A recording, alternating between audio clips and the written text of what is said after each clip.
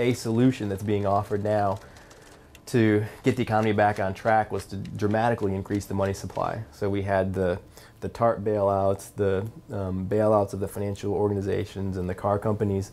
All of this was done through printing of money.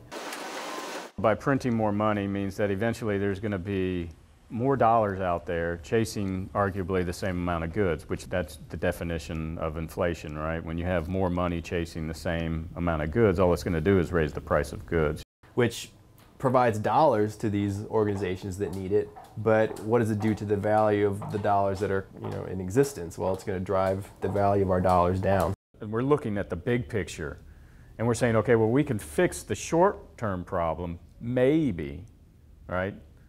Depends on what camp you come out of with that, whether it'll work or not. But even if it does work, and it might not work, but even if it does, the problem is inflation tomorrow.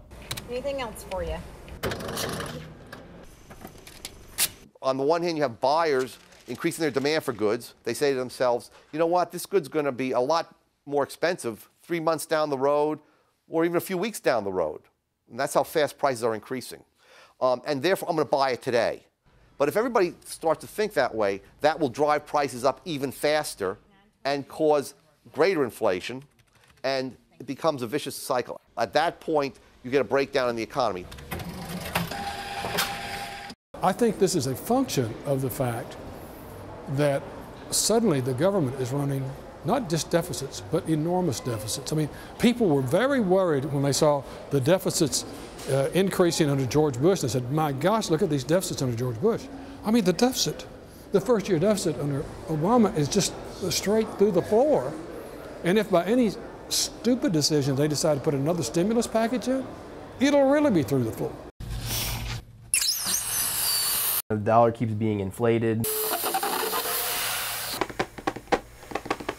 We're running these huge budget deficits that we try to pay off through increases in the money supply.